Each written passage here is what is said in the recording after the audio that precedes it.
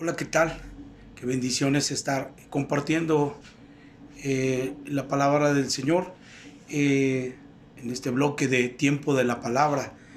Es para nosotros una gran bendición poder compartirles una porción escritural y poder tener la habilidad de poder hacer dinámica a través del Espíritu Santo por medio de su palabra, la palabra de Dios, tan poderosa, tan grande, tan maravillosa que nosotros cada día nos sorprendemos de cómo fluye esa verdad en cada uno de nosotros como un río de agua viva.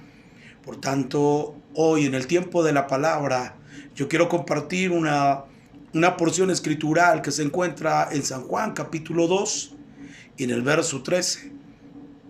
Dice la palabra: estaba cerca la Pascua de los judíos, y subió Jesús a Jerusalén, y halló en el templo a los que vendían bueyes, ovejas y palomas, y a los cambistas allí sentados, y haciendo un azote de cuerdas echó fuera del templo a todos, y las ovejas y los bueyes, y esparció las monedas de los cambistas, y volcó las mesas, y dijo a los que vendían palomas: quitad de aquí esto, y no hagáis casa de mi padre, casa de mercado. Entonces acordaron sus discípulos que está escrito: el celo de tu casa me consume.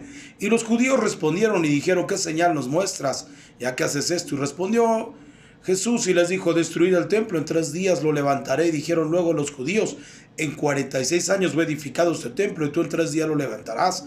Mas él hablaba del templo de su cuerpo. Por tanto, cuando resucitó entre los muertos, sus discípulos se acordaron que había dicho esto, y creyeron la escritura y la palabra que Jesús había dicho.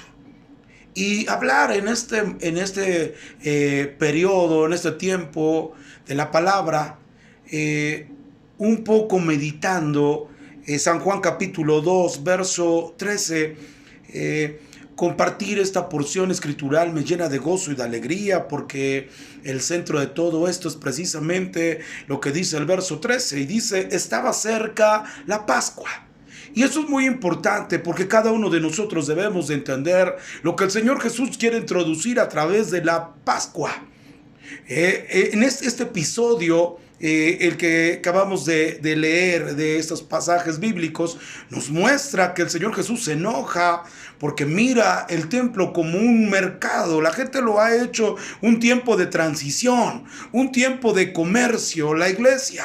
Y Jesús se enoja de una manera muy fuerte contra ellos, volca las mesas, que tira el dinero de los cambistas.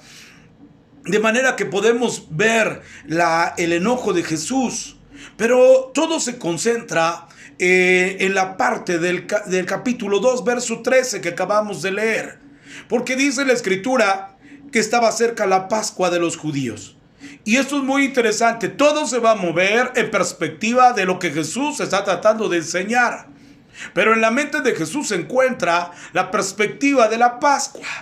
Y entonces, bajo ese tenor y bajo el Espíritu de Dios que moraba en la vida del Señor Jesús, el Señor Jesús empieza a hablar con esa perspectiva de la Pascua. Y muy interesante, Éxodo capítulo 12, verso 13, nos habla de una manera perfecta sobre la forma en la que Dios establece la Pascua.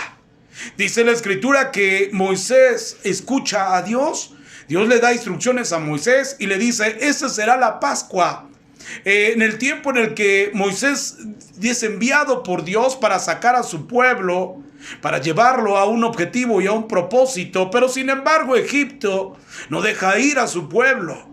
La Biblia nos enseña que entonces hay una interacción del cielo hacia la tierra, un corazón duro. Y dice la escritura que una de las plagas es precisamente matar a los primogénitos de Egipto.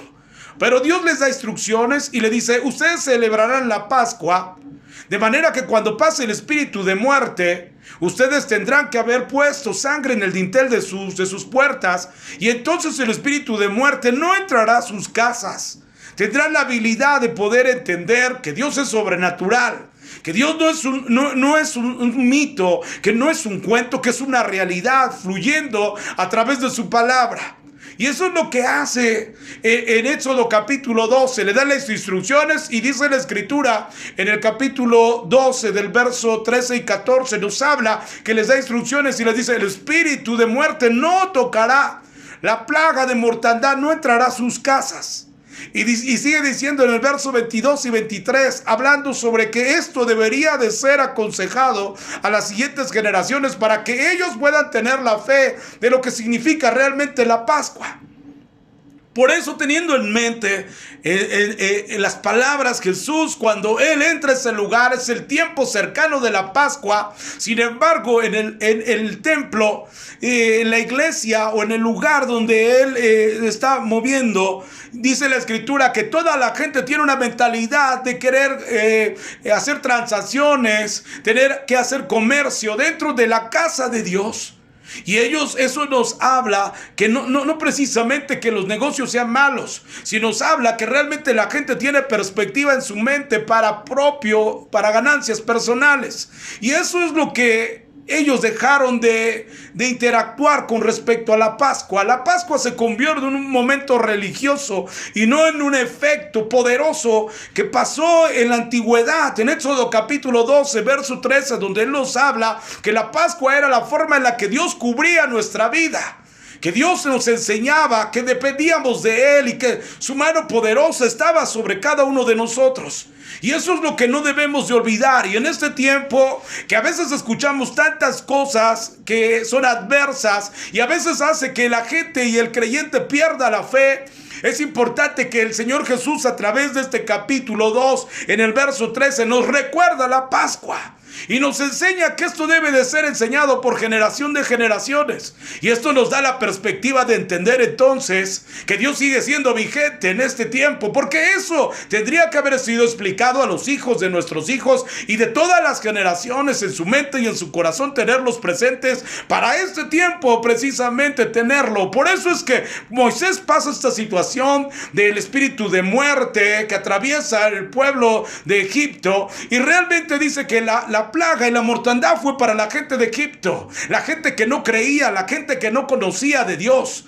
Pero es interesante poder atención y abrir los ojos de vuestro entendimiento y poder comprender que la plaga y la mortandad jamás fue para los hijos de Dios. Y por eso que Moisés escribe el Salmo 91. Y podemos entender, caerán 1000 y 10,000 a tu diestra, mas a ti no llegará. Y esta palabra tiene que ser pertinente para tu vida. No debemos achicarnos, debemos de creer. Es el tiempo que la iglesia debe de permanecer parado sobre la roca. Y la roca nos da estabilidad, nos da fuerza para permanecer, para luchar en medio de cualquier situación. Dios está operando en diferentes maneras y en ese tiempo está operando también a través de tu vida y de mi vida. Pero lo más importante es que la palabra de Dios fluya en nosotros y podamos nosotros comprender la perspectiva de Dios. Y eso es lo que hace. Por eso Jesús nos enseña, porque fue de generación en generación, y ahora nos enseña y nos dice acá, estaba cerca la Pascua de los judíos, y por eso Jesús se enoja, porque la gente ya no está practicando la Pascua, que precisamente nos habla el Salmo 91, que tiene en mente Moisés, y escribe ese salmo para este tiempo y para todas las generaciones, en que Dios es el que nos cuida, que Dios es el que protege tu vida, y que cada uno de nosotros tenemos que tener esa perspectiva y nunca tener otra. Porque la perspectiva correcta la encontraremos en su palabra. Por tanto, no nos achiquemos, caminemos, avancemos. Debemos mirar a Jesús. Por eso dice la Biblia, poned los ojos arriba donde está Cristo sentado a la diestra de Dios. Y ahora Jesús nos está enseñando, recuerden la Pascua. Dice la Escritura en el verso 27, y le diréis a tus hijos que Dios pasó, que Jehová pasó por encima de las casas de los hijos de Israel en Egipto y libró vuestras casas. Y entonces dice, y el pueblo entonces se inclinó y adoró. Y quiero terminar con esta breve reflexión y meditación. Cuando tú y yo podemos encontrar que nuestra cobertura es Dios, y que Dios pasa por encima de nosotros, y aunque pase el espíritu de muerte, Dios estará obrando de una manera poderosa con sus ángeles alrededor de nuestra vida. Yo no dejo de creer, sigo creyendo en que Dios es sobrenatural y que Él nos hace caminar aún sobre las aguas, aún por ese proceso que humanamente no puede ser posible. Dios nos ha dado la gracia para permanecer y seguir hablando de su palabra, a diestra y a siniestra. No nos movemos de su palabra. Pero una de las cosas que quiero concluir es que toda la Pascua se concluye en lo que el pensamiento de Éxodo capítulo 12, verso 27, y le dice: cuando ustedes entiendan y le digan a sus hijos que Dios los libró, que estaba por encima de las casas de los hijos de Israel, aún estando en Egipto, en ese pueblo de dureza, Dios los libró y libró sus casas.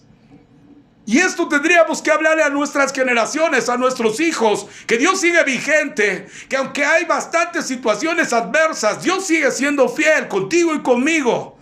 Y esto los lleva a una verdadera adoración, porque termina diciendo: entonces el pueblo se inclinó y adoró. Por eso yo quiero decirte, concluir con esto: la Pascua, el Señor Jesús nos lleva a entender el verso 3, estaba cerca la Pascua, porque la conclusión de la Pascua es precisamente, después de mirar todas las cosas poderosas que hace Dios en nuestra vida, inclinar nuestro corazón y adorar. Porque ese es el sentido y esa es la conclusión de la Pascua, que nosotros podamos ser sensibles a que Dios tiene el cuidado pertinente de ti y de mí y de todos aquellos que creemos en su palabra. De esta manera nuestro corazón se inclina y empezamos a adorar.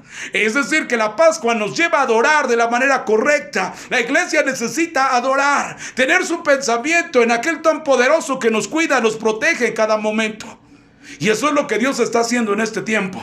Que no perdamos de nuestra mente, nuestro corazón, aquella Pascua que se tendría que hablar por estatuto de generación en generación.